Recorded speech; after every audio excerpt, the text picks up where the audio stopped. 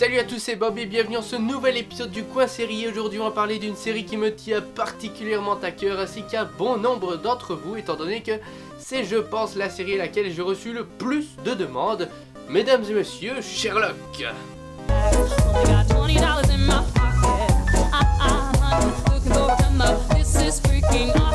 Alors Sherlock est une série britannique créée en 2010, juste après les deux adaptations cinématographiques Sherlock Holmes avec Robert Downey Jr. Je ne peux m'empêcher de le préciser parce que c'est à partir de ce film, ou plutôt ces deux films, que Sherlock Holmes est redevenu à la mode, dirons-nous. Les deux films étaient donc pour ma part excellents, que ce soit le premier ou le deuxième, et Monsieur Tony Stark correspondait parfaitement à la vision que je me faisais du célèbre détective. Idem pour Jude Law, très crédible en Watson, ça doit être la moustache sûrement. Donc voilà, si vous ne les avez pas vus, je ne peux que vous les conseiller. Et puis un jour sont arrivés Steven Moffat et Mark Gatiss, déjà célèbres pour avoir remis au goût du jour le mastodonte qu'est Doctor Who. Mais leur adaptation des romans de Sir Arthur Conan Doyle se voulait plus différente de ce qu'on avait l'habitude de voir avec Sherlock Holmes. L'action se passe évidemment toujours à Londres, on suit toujours les enquêtes de Holmes et Watson et ces derniers habitent toujours au 221 Baker Street et sont toujours évidemment aux petits soins de leur gouvernante. Le truc c'est que l'époque victorienne c'est fini.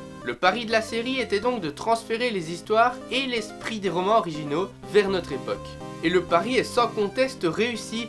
L'adaptation est absolument parfaite et croyez-moi, je pèse mes mots, on garde avec plaisir tout ce qui faisait de Sherlock Holmes ce qu'il était. Et cela va des choses les plus basiques, comme je l'ai dit juste avant avec l'action se passant toujours à Londres, aux plus petits détails qu'on pourrait même considérer comme parfois des clins d'œil aux fans de Sherlock Holmes. Je pourrais par exemple vous citer le fameux chapeau de Sherlock, ou encore la moustache de Watson qui, au plus grand regret de tous, ne garde que durant un ou deux épisodes. Alors en ce qui concerne l'écriture, c'est tout simplement du génie. On voit clairement le travail monstrueux des scénaristes qu'il y a derrière et franchement je leur tire mon chapeau. On a droit à des enquêtes passionnantes à chaque épisode avec évidemment un bon fil rouge pour relier le tout. Et je vous le dis, c'est quasiment impossible de s'ennuyer une seule seconde. Du moins pour ma part.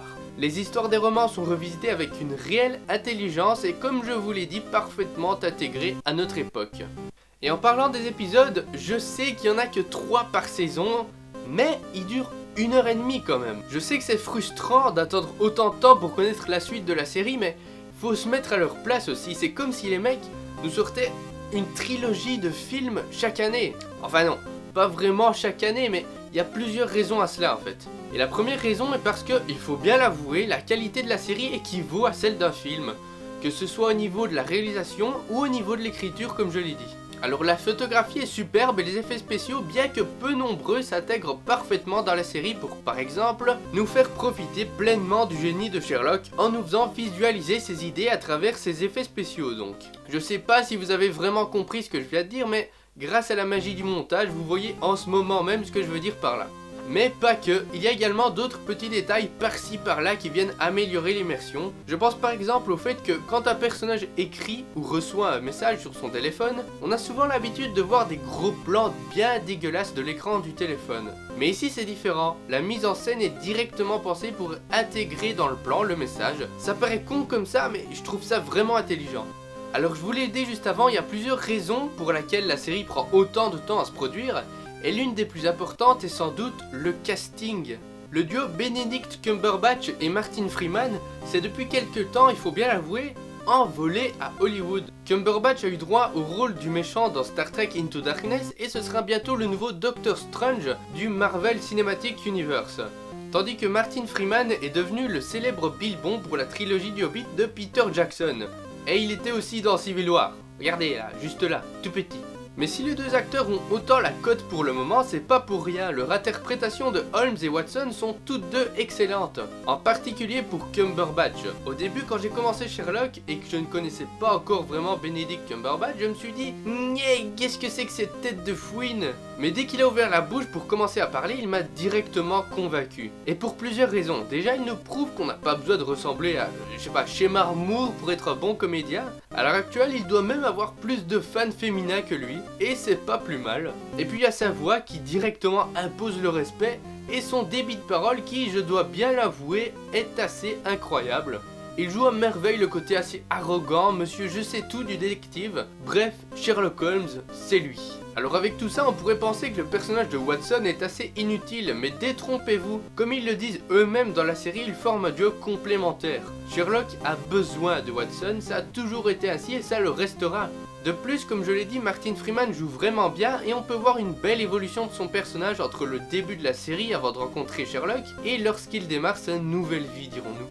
Le reste du casting est aussi très bon, on a même droit à Mark Gatiss en personne, un des créateurs de la série je le rappelle, dans le rôle du frère de Sherlock. Et puis le rôle du grand méchant de la série, qui est d'ailleurs le fil rouge que j'ai mentionné plus tôt, est évidemment l'ennemi de toujours de Sherlock Holmes, le grand Moriarty.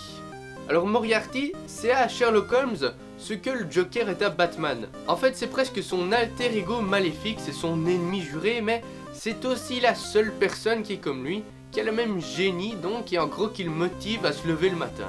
Alors il est ici interprété par Andrew Scott, ce qui pourrait choquer les fans les plus ardus de Sherlock Holmes étant donné que Moriarty n'est normalement pas si jeune ou si énergique, mais comme on l'a dit c'est une adaptation assez libre et encore une fois le pari est réussi et le personnage de Moriarty est une pure merveille. Sur ce, cette vidéo n'a que trop duré, il est maintenant temps de passer à la sainte cotation qui est maintenant un peu différente en fait.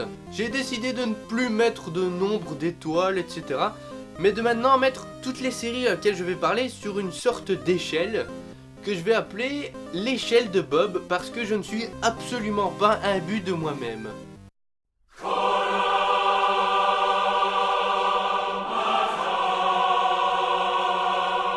Donc, sur l'échelle de Bob, Sherlock aura maintenant la classification de, tenez-vous bien, waouh, chef-d'œuvre séritographique. Voilà, c'est moi qui l'ai inventé. Donc voilà les gens, allez voir Sherlock, il n'y a pas beaucoup d'épisodes, ça en vaut vraiment la peine. Et si vous n'aimez pas, ben, vous devrez un petit chocolat on va dire. Et je vous précise aussi qu'à partir de maintenant, c'est vous, le peuple, qui allez décider des séries que je vais analyser au cours des prochains épisodes. Et pour ça, je vous invite à aller sur mon Twitter qui affiche juste ici normalement. Donc voilà, vous pouvez tous venir voter sur mon Twitter entre ces 4 séries, voilà. Et en plus, on aura peut-être même plus de followers que Crazy et ça, c'est bien. Sur ce, on se retrouve très vite pour un prochain épisode. Ciao!